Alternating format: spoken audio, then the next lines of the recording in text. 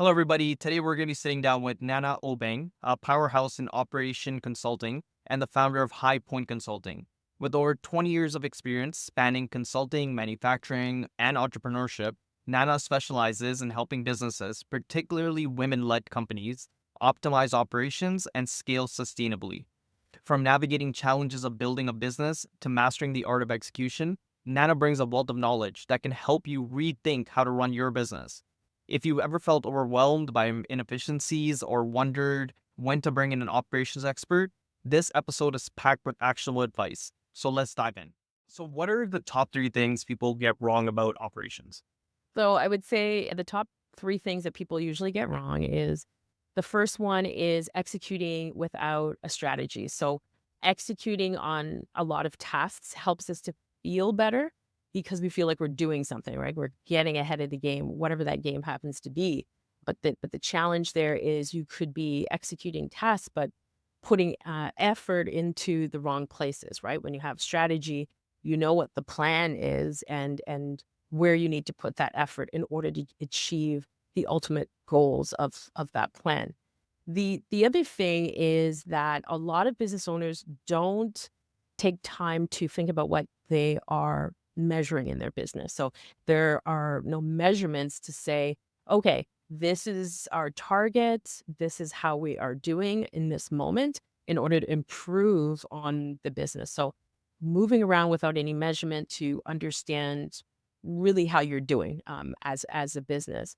And then the last thing is really the delay that people have for optimizing their operations. So I think a lot of the time we think because we are accomplishing the goal, we're delivering our product, we're delivering the service, we think that the operation is fine. But really and truly, I think we know when there are some hiccups, missteps, rework, a lot of it that's happening.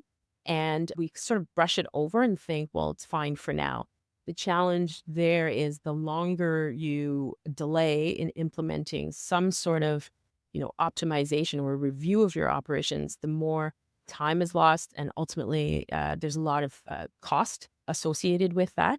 And never mind the amount of frustration that you may feel, your team might feel, and in some cases, your client or customer might feel. Awesome. And how would you go about fixing these problems? Yeah, so the process that I take in, and I really think that everyone should start with a deep dive into the operation. So what you're trying to do here is look at every aspect of your business. So you're looking at, let's say you're talking about physical products, you're looking at supply chain, you're looking at finance, you're looking at your org chart, you're looking at all the aspects of your business and all the steps that are required to deliver that product or service. So what that's going to do is give you a clear understanding of what is happening, what the gaps are, how long things are taking, and then you're able to start to build a bit more of a plan, right? The plan that we talked about, which is the strategy, the ultimate plan and roadmap to get you to your business goals. And then from there, what you want to do, as I mentioned, is to include priority list that is going to be supported and surrounded by your KPIs, the key performance indicators. And those are usually the measures that are, tied to revenue in some way. For example, conversion rate, right? The higher that is, the better for your business. And that this whole entire, let's call it a package, this, three-step process is really going to help you to identify the inefficiencies in the business to be able to attack them and correct them, fill the gaps in those with those inefficiencies and give you focus. Whereas sometimes we just work on things, right? But this actually gives you focus in the right places. So, just digging a little bit deeper into just KPIs, do you think that there should be one North Star, or would you ever recommend having multiple? And just a follow up question to that would be, could you give us some examples of, KPIs that you commonly use, as well as maybe a KPI that was kind of like unique from your experience? That would be Yeah. So I would say that you're going to have different KPIs, right? Like depends on the size of the company as well. In some cases, there will be a key performance indicator that is specific to an entire organization. So, for example, the fill rate, right? So, this is specific to, I'm going to say, where you're making, let's say, supplements, pharmaceuticals, something like this. This is the rate at which, or your ability to be able to fulfill orders, right? From the pharmacy or end user, whomever. And so that's might be the organization's KPI. And so in each department or each function might have their own performance indicator that is going to feed into that, right? To contribute to the overall business goal. You could have a KPI that's related to, I think I mentioned like the conversion rate. So you think about other things, and this is the slight difference between a KPI and a metric. Metric is like a measurement inside the business. So, and they're, I would say, indirectly tied to your KPI. So your customer service score, right, is important. You want to know what that is. Your engagement numbers, right, per month or per week, those may be tied to your conversion rate. So when you're able to have a KPI that is related to your revenue, you're going to be able to dig deeper to understand why you are not hitting those numbers based on some of these supportive metrics, right? Like you can now see, it's like, okay, what's going on? Well, our customer engagement score is low. Why is that, right? And so then you start peeling back and then make those corrections, and you should see that your indicators are starting to go up. One other KPI for many individuals who have physical product would be your quality index, right? There's got to be some sort of threshold to say, hey, for every 10 widgets that we make, 90% of those have got to be the spec. It's got to be bang on. It's got to be 9 out of 10 every time we do a production run, or every month, or whatever it happens to be. Because when you have that, you've got good product, you've got retention, which is great. People are returning. You got more return customers, which some of these could also be KPIs, right? And metrics to understand the performance of the company and how well you're doing financially, and also where you really need to put your energy to make changes. So, Is there any unique KPIs that you've ever had to come up with? unique. Hmm, I'm thinking at this point, nothing too extraordinary, I think, yet. I think that the world is changing and people are doing different things. So I think that I'll probably encounter something like that, not too far from now. I've worked in very traditional spaces, and then places where people already know sort of what their key performance indicators. We know that like social media marketing and things like that, they already have fed us what is important. So not yet, but I'm sure there will be before time. So I'm just curious, what are some of the signs that you need to bring in an operations expert? One of the things is, I think I alluded to this, is the product or quality level is starting to decline. So what happens is when you start, typically you have better control over your business, because you can handle the number of clients, customers, whatever it happens to be.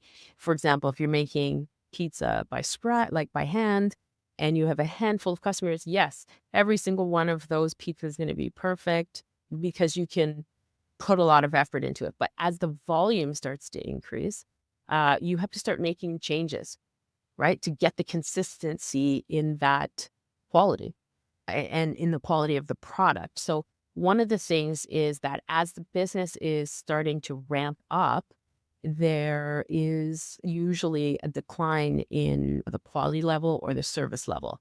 The other thing is that I find where business owners will try to resolve the issue by hiring people, right? So they'll hire different people, or very popular right now is, hiring a VA. Oh, you need a VA, you need a VA. Okay, well, yeah, these roles, they're important. But the issue is that they do that, and then there is no real change. in the operation, right? They still feel the overwhelm. The quality level, service level hasn't gone up or anything like this. And that is because there's no real method to integrate these people that you've hired. So the process system hasn't been put together to incorporate these people. And also, how do you actually know that you need them? Maybe it is not that maybe not the right solution. Maybe VA isn't. Maybe, I mean, we've got a lot of automated tools and things out there. Not to say that I don't want VA, to have work. Absolutely. But it's just that sometimes we think if we just throw people at the problem, that the problem will go away. But we have to take a step back and understand, what's really causing it, right? And that's where we evaluate our processes. And then the other thing is patchwork, right? When you're doing a lot of like firefighting, as you said, there's a fire around you, you're not actually running your process smoothly or running your business smoothly. You are just acting in a very reactive manner. So every time there's a problem, you have to get involved. Your teammate can't, your team members are not able to resolve the solutions. You don't have a system in place or some sort of like triaging process or something, depending on what the issue is. And so you're constantly running back and forth, maybe doing a lot of rework is also another indicator of that. And you just can't get ahead of it. And so these are things that are detrimental to your business. And really, you really need to, as they used to say, like grab the bull by the horns and wrangle that in and see what's really happening and get some discipline into your business.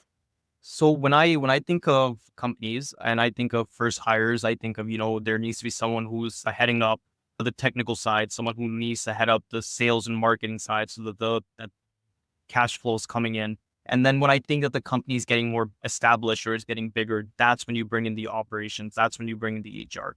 Is that correct? Or do you think that operations has a play right at the beginning? When you're, for example, if you're really starting a business and you are trying to figure out what you're trying to do, I think that, but of course, I'm biased. I'm going to say this, but I did this for my own business, right? Like just mapping out how are we going to sell this product? What are the stages? Well, intuitively in your mind what that means. But even if it's just you and one other person, I think it makes sense to at least take some time to say, this is how it's going to go. This is how we're going to handle like sort of one-off situations like complaint, a bad product, like these kind of things. How are we going to resolve that? That's all part of the process and running the process in a way that's going to be efficient. I think that you are able to manage with maybe one or two people, right? Having let's call it a light process, just something general when you're a smaller team. But as you start to gain more clients, this is going to become even more important because the roles of the finance person, the marketing, they're going to have to be integrated somehow, right? To make sure that they're all working toward a specific goal.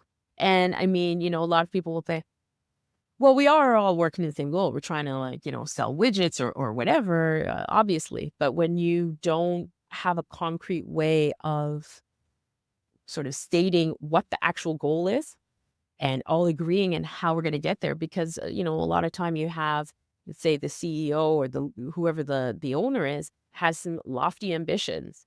And when you don't have a process in place and understand that you've got tools, systems, and people to deliver on that, it becomes problematic. So I would say that, you look at those telltale signs when you need to have everybody in sync and integrated to make sure that you are when the stakes are getting high. And I think that that's usually when you are ramping up and you're seeing an increase in sales. You need to start paying attention to how you're doing things and the mistakes that are being made to see if that is a sign of something that could become worse. So let's say you're hiring for an operations role. Would you hire differently if you're running a big company as opposed to a small company? When I'm thinking small, I'm thinking less than 10 people. When I'm thinking big, I'm thinking more than 100 people. Will the operations person need different characteristics, skill sets to come in and be successful at their job? Yeah. So when you're working with a larger organization, we would hope that they have the foundational things that somebody who's working, with a small business has, right? So they've gone through the trenches already. But there are some other just general experiences that when you are an operations person in a larger organization is going to help. When you have more experience at more organizations in different companies, obviously that's going to benefit you in terms of their knowledge and their toolkit and what they can offer in terms of solution and in their understanding of all of the different functions. So usually when you're hiring somebody who's in operations at let's say at a younger company, they may not be getting so involved in, let's say, finance or marketing, right? Maybe they're getting involved in a very superficial way, and that's fine, right? Like, you hire for whatever the need happens to be. But typically, as the company grows and becomes more mature, you're going to need somebody who has maybe a bit better understanding of how marketing works or has the ability to learn these things fairly quickly, has some sense of finance, and then because they're actually working with these other disciplines to strive toward the goal. So, for example, I believe that the finance and operations people need to really be working closely because the finance person is able to look at the performance, actual performance, or let's say past, if you're looking at your financial statement, what happened last year, right? And give some indicators as to how to move the needle in terms of the performance in the upcoming year. However, the finance person is able to interpret that information and build strategy in most cases for the future, but they are not necessarily an executor of those things. They don't actually make those things come alive. For example, a finance person can say, oh, well, your inventory, like you've got too much inventory. You need to lower that. But how do you do it? That where the operations person starts to come in to understand the inventory management, the supply chain and vendor management, to work with the marketing team. I'm putting marketing as a blanket, like all the creatives and everything, to understand what are those campaigns. There has to be, when I say supply chain sort of control, you've got to be able to work with all of these different areas to be able to also instill discipline in those areas to make sure that the finances and the performance can match the goals of the business, of the CEO, of the investors, whomever, the board, and what the finance person maybe is looking for, right? And is saying is required in order to see more profits. So I think that skill set, as the organization gets larger, the demand for that skill set is going to be, what that person brings to the table is going to be greater, in the sense that they've been able to handle things with higher volume, more complexity, and those are the things that you're going to want to look for. That's kind of a long answer, but hopefully it's good enough. What about industries? Does it matter from industry to industry? Just like, you articulated really well what's the difference between working at a big company versus a small company when it comes to ops. What about industries? How much does that matter? I think, obviously, if you have industry experience, it's going to be helpful, right? Like, you're going to be slightly ahead of the game and knowing what to look for. But I wouldn't say it's, a make or break necessarily, right? Like, for example, my background, I have a technical background. I'm an engineer. Most engineers, but like, let's say traditional old school engineer. Okay. I went through, and the degree that I got was a biological engineering degree. It's related to process, which makes sense with what I'm doing. But because of the education, training, exposure that I've had, I can still work with, and I have worked with developers. Yes, a physical product is not the same as software, but I think you have to look at the whole entire package. Does this person have the ability to be able to learn some of the nuances of this industry, and how much of a learning curve, how critical is it? Because if they've got great leadership skills and they know how to extract information quickly, and adapt that information, then you will still have a chance of being successful. I wouldn't say that you must have somebody from that industry. I would say that in a lot of cases, in very large organizations, the person that's at the top, let's say a COO, may not, but they have proven that they know how to integrate, they know what to look for on a whole, like overall, in terms of performance, integrating systems, people, tools, and how to lead people is what becomes important. I think that, the business owner has to really think about that for their business. It depends how easy it is to get that package they're looking for, because the reality is that you won't get 100% of whatever it is you're looking for. You got to figure out what is going to be the most important thing for you. And I know in small businesses, sometimes the decision can be more costly or feel more costly. Large organizations, it's costly for them too. And they make that decision. They have to pay people out with packages and all this kind of stuff and start the process all over again. But in small businesses, it's tough to recover. And so we want to try to get it bang on. But this is part of the reason why, we leveraging, of course, we're going to, just share this, of course, on my behalf, leveraging like a fractional where you can have an opportunity to lend your expertise for a shorter amount of time, right? 3 months, 6 months to try things out and see what the need is. You need at least 3 months to get the wheels turning, right? To understand what's really happening. If you're afraid of full on commitment, of course, if, ideally, if you can get 100% of the things you might be looking for, then go for it. But it's just a word of caution that it's not always possible. And sometimes people have the package or perceived package on paper, but in reality, their ability to execute isn't there. You just have to figure out what you're willing to maybe live without, because sometimes you don't have the money to pay them either, like to pay somebody that has all of these expertise. So Now that you brought it up, I'd be really curious to learn about what are some of the pros and cons to both in-house and fractional operations leaders. So for the fractional, I can speak for myself, I would say. For the fractional, one of the benefits there is being able to get the expertise of somebody who has done the things without, without a full commitment of hiring. So the benefits and the this and the that, or shares and all that kind of thing, right? You're able to do that. The commitment level is sort of lower. Now, some people believe that the fractional they're not committed to our company because it's only 2 or 3 days. That's the idea of fractional, the fraction of the time, right? I don't think that that's true. In fact, oftentimes, I mean, if you want to go into stats and numbers and all that, it's been proven how much time people are actually working.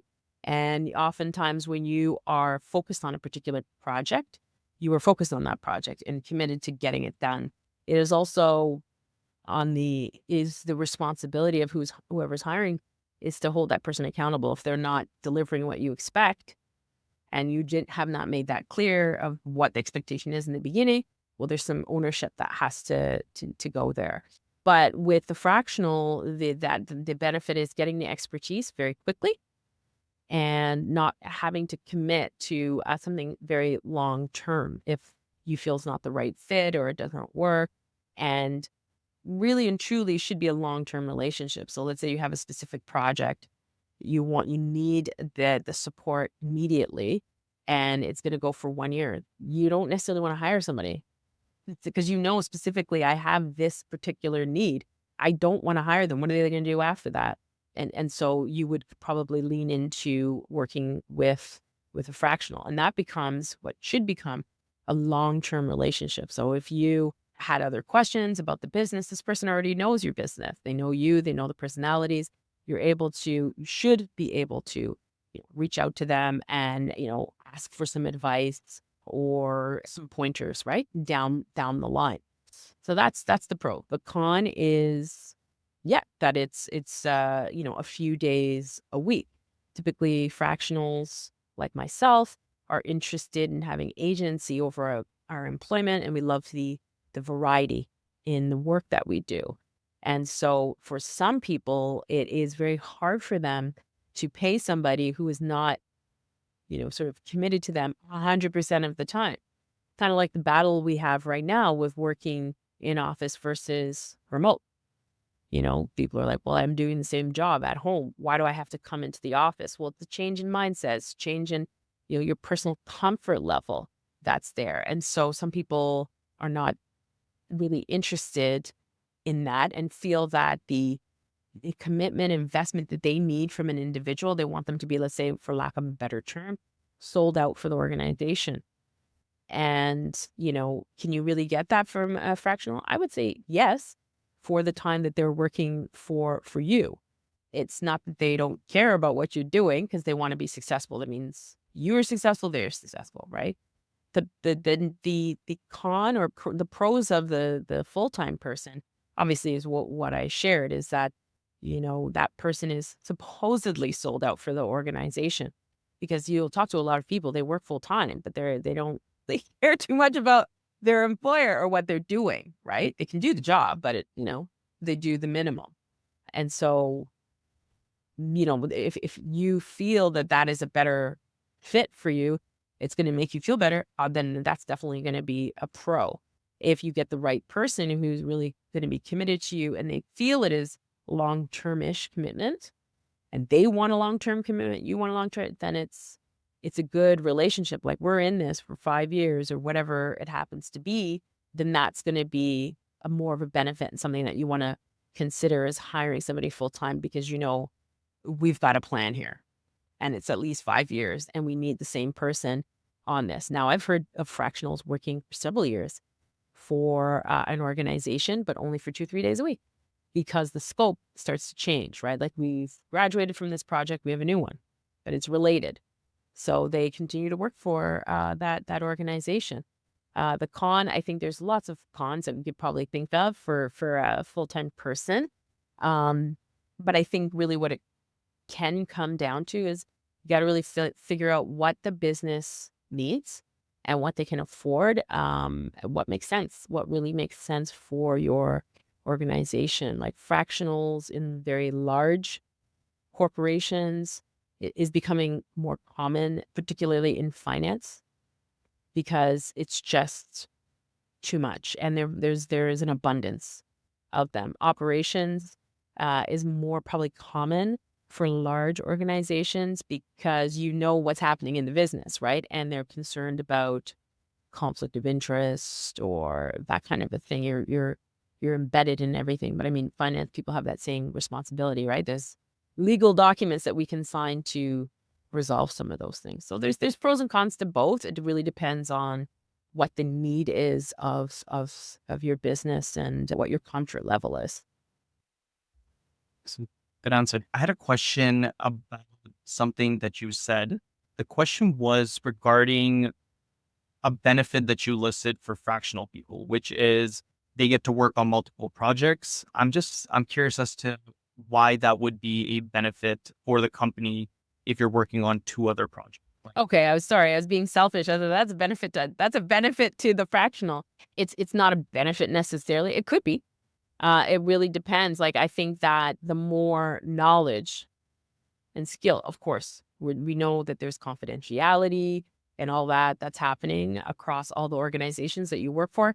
The benefit there, I guess, would be just, accessing more knowledge and information, because let's face it, even when you're a full-time employee, when you go from one full-time employer to the next, you're bringing the knowledge, right? Yeah. From the last employer and your experience. Like, that is a fact.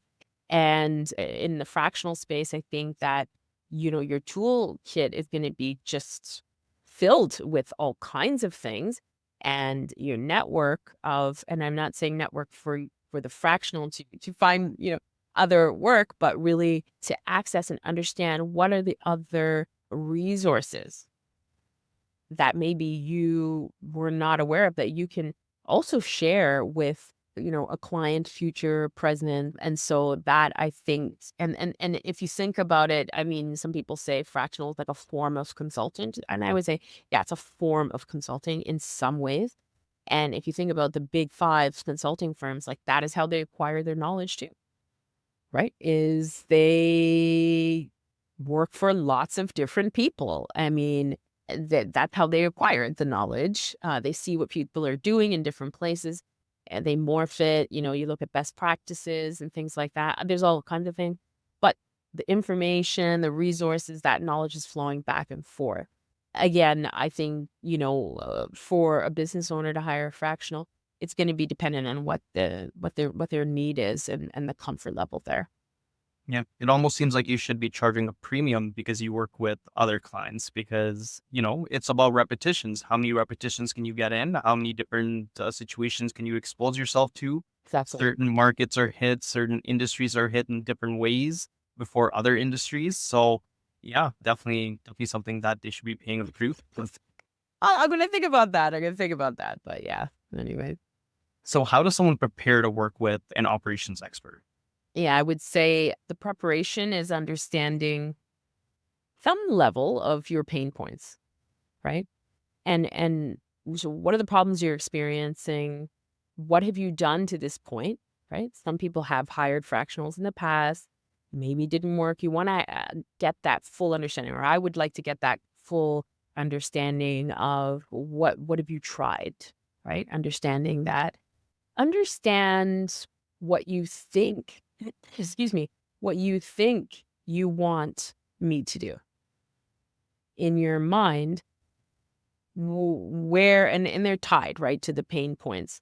But if you in just don't try to be, all professional about it, whatever, like come straight. At least this is how I work. I'm very direct. It's faster, more efficient to just get to the point.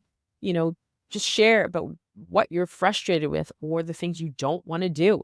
Oftentimes, the owner, it's not that they're not smart or whatever, it's that they don't want to do certain things that are related to the daily operation. And so, coming forward with some idea in your mind of what you think you need help with is going to be helpful. So that's the kind of conversation that I have with people to tease out what it is that they actually need. For myself, the way that I approach, you know, owners, anybody out there is really to share that I am there to actually solve problems using operational frameworks, my experience, and my generalist like expertise. And the work that I've done, my resume, it really reflects that.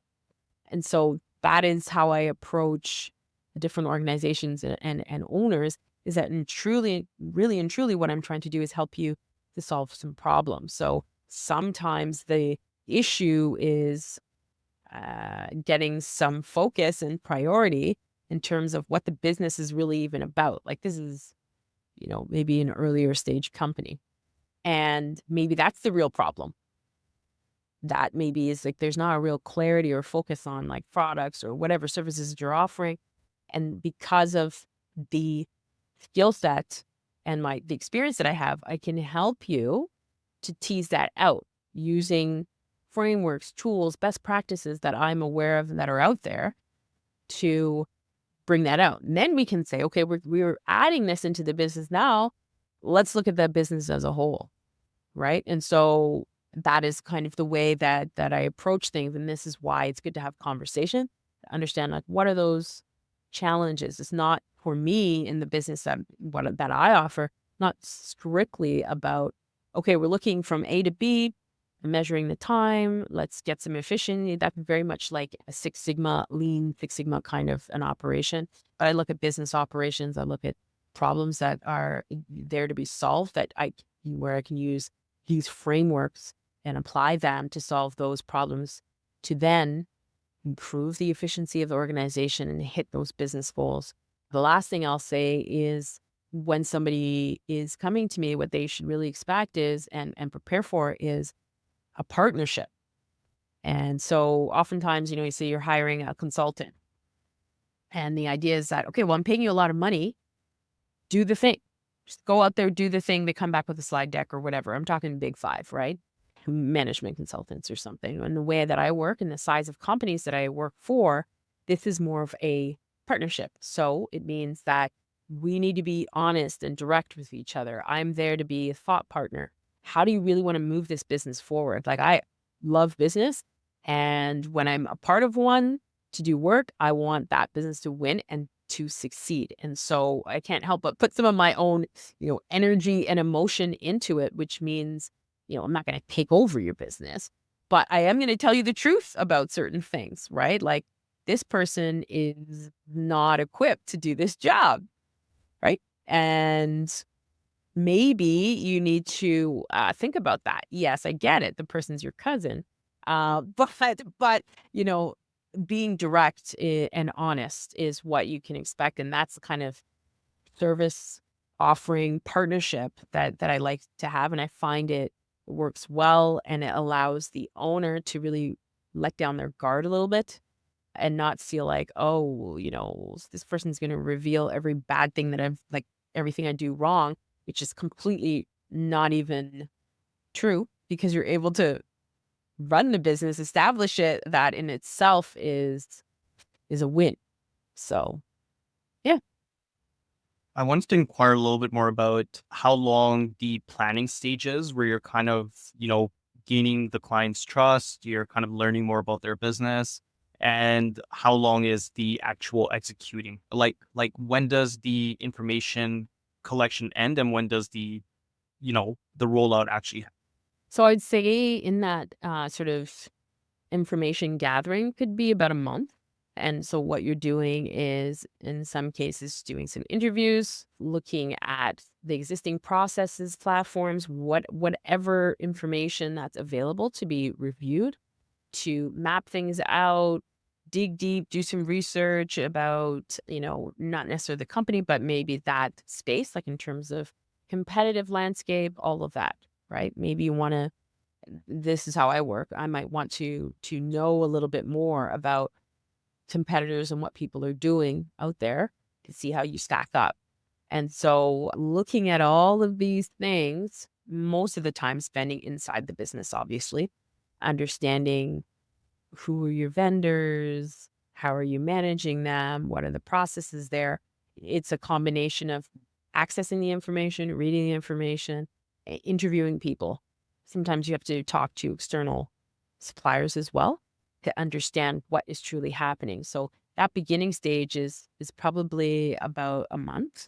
And then after that, to do the execution, there's going to be a period of time to really develop some sort of strategy and maybe a plan for like a high level project plan, let's call it that, with some sort of high level timelines. And that could be, I don't know, maybe a couple of weeks to pull that together. And in this time, you're working very closely with the owner, because of course you're going to be finding information and sharing information and have questions and things like that. And then also understanding what they believe the priorities need to be. You may be able to uncover that, but they may see it differently for whatever reason. Maybe it could be information you're not privy to. And so that's going to change the course of whatever that action plan is and the execution.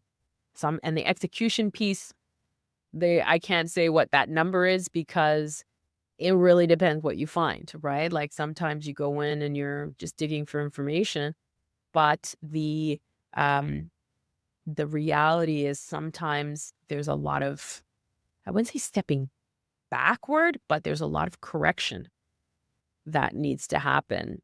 In some organizations, that correction is, these are larger organizations, that is the people. And I'm not saying you go in and slash and fire everybody, but maybe it's like sort of a reevaluation of skills and redefining roles and responsibilities, right? Like, you have to map that first, and you have to make sure, because you have other people issues. You can talk to a human resource person about that. There are other people issues. People, maybe they don't want to do those things, right? And that's a whole other conversation. And then you start to learn like, okay, well, you've got this platform, you're supposed to be using it for XYZ. Nobody uses it. Why not? Well, there may be a retraining. Maybe there's some gaps. How are you filling in those gaps to use the platform and software that are supposed to be helping you with your daily operations, supposed to be making it easier. So sometimes people have platforms and things like that, but they have their own Excel spreadsheet that they're using because they don't trust the system. And there might be a reason why they don't trust it. Maybe it's justified, right? And how do you start to correct that? Because you cannot have, some people using these spreadsheets, some people use it like it is just going to be disastrous and waste a lot of time. So that's a general, I would say, time frame for those things. Makes sense. If you could share some of the transformations that you've led within companies or with people, I'm sure a lot of people would be curious to hear about, from when you first started to when you actually saw the transformation happening and what was that transformation? That'd be really interesting. I think that the biggest overall transformation, I would say, regardless of the size, but the nature of the work that I do, is really a level of calm and structure and stability. Because when often I've started, a lot of people have a lot of different perspectives, and this goes throughout pretty much regardless of the size, different perspectives of how to do things, what to do, etc. Everyone is wanting to do things their own way. And so what is required then is, first of all, to get the truth, right? That's the deep dive. What is the real truth of the matter? What is the need of the business, and try to correct to meet that need. The transformation looks like people understanding what their role is, people understanding how to use the tools. I have a lot of people things in there, but it is true. I mean, they're using it. The tools are the tools. You can buy new tools, and that there's a way to do that properly as well, and doing proper evaluation. And these are the more larger transformations, just understanding how everyone needs to be contributing to the business, right? That is focused on the ultimate goal. This is your role. These are the tools you use to do your role. This is how we work together from department to department to transfer that information. And it needs to be in this system for these reasons. And that's where you get the streamline, and that's how you get things optimized. So sometimes, when I start, like I say, one group is maybe using particular platform to house information, and that information needs to go to another department or function. And sometimes just streamlining and making things a little bit more smooth is for everyone to use the same system, platform, whatever. And it's because what you need is that single source of truth.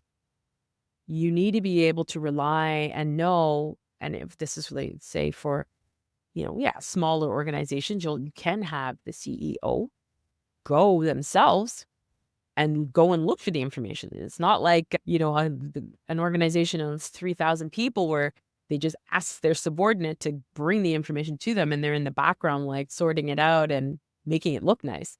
Sometimes the owner themselves is going in there, right, to go and retrieve the information. And if you have a single source of truth, then you can feel confident. They can feel confident. They know if they go into this platform and they look up this information, that is the right information. For example, forecasting, right? Let's again go with like widgets.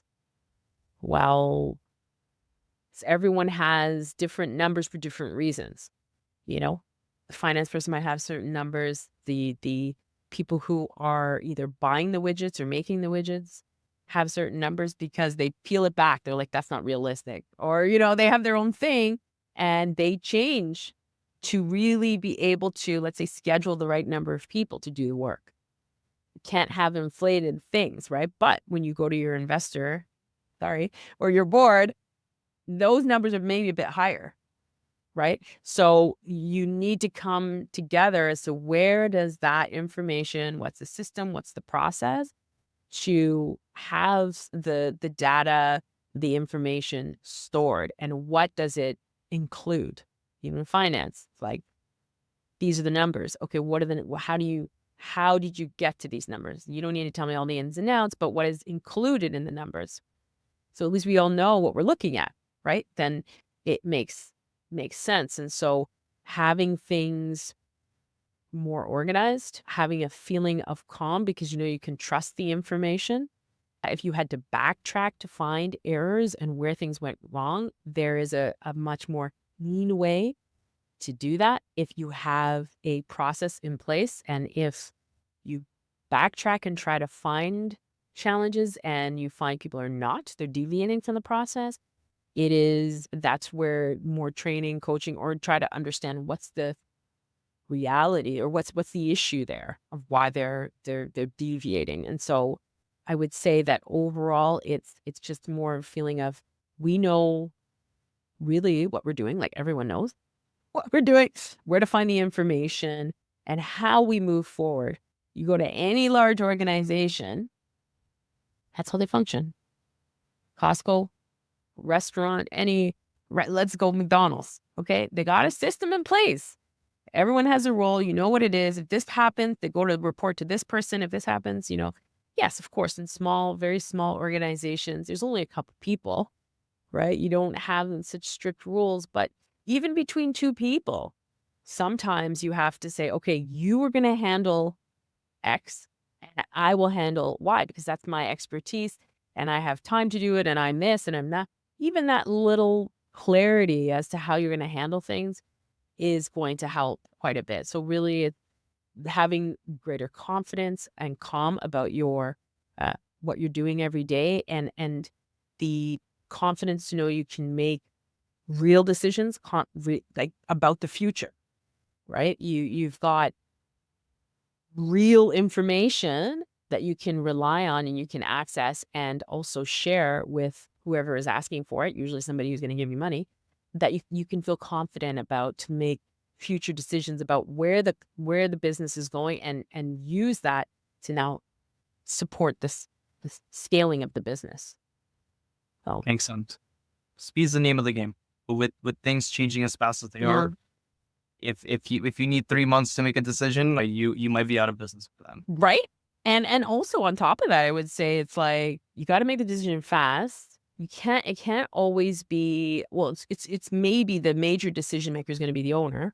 So they need to access the information very quickly. Of course, you might have like somebody to bounce some ideas off of, but I mean, in order for you to make the decision fast, you want to have most of the facts as much as you can, right? So yeah, speed's the name of the game. It's only getting faster. Mhm. So One last question for you yeah. in the stream of conversation. Uh, I wanted to know if there are maybe 2 or 3 things that maybe the listeners can go ahead and do, which will improve their operations pretty easily. Any low-hanging fruit that someone who isn't an expert can apply? I would say the easiest thing to be honest with you, because there's like, a ton of things you can easily look up, right? In terms of tools and, repetitive tasks, look at repetitive tasks and use AI or whatever. But I still stand by, creating some sort of, and I don't want to be formal about it, but like a dashboard, right? Just get it written down. Or when I say written down, it doesn't have to be in word, like text. It could be visual. What are the key performance indicators in the business? Those are the things tied to the revenue. What are they? What are the things that are measuring how we're performing? And what are the roadblocks? And then, like just like a one-page summary type thing that you can check on every week. Is it getting better or worse? Is it getting better or worse? What are we doing? Even if it's going well, you got to find out why is it going well. Because sometimes you feel that, oh, we're so amazing at something, but maybe you got lucky. Or let's get a really good example like Black Friday. Well, if you're an e-commerce business, of course the sales look amazing. it's Black Friday and things are discounted. So of course it's going to be, you need to be able to see it and justify and understand it. And so having some sort of summary dashboard that really highlights the most important things in the business as indicators is like, I think the easiest thing to do, because it will start to highlight, for example, if you have certain bottlenecks or things that are preventing you from hitting targets, you are then going to go look at the process, Mm. right? You shouldn't be like, who's responsible for that? This guy screwed up. Like, I mean, you got to look at the process and see like what's happening here. But that's the best way to understand the process is to sort of have it quickly summarized for you to go backward and tackle like, okay, what can we change here, right? Like even the conversion rate is huge, right? Like it's like, why? And then there are many things that are tied to that you can start peeling back. So that's one way. I mean, all the really, really like low hanging fruit, like on the ground stuff, I think is generally out there. Look at those repetitive tasks and find ways to streamline it like immediately. It's completely a waste of time. Understand why you're doing the things that you're doing. Does it make work? Even in small organizations, there's work that's not really adding value. You're just doing it because you like it. You feel comfortable with it.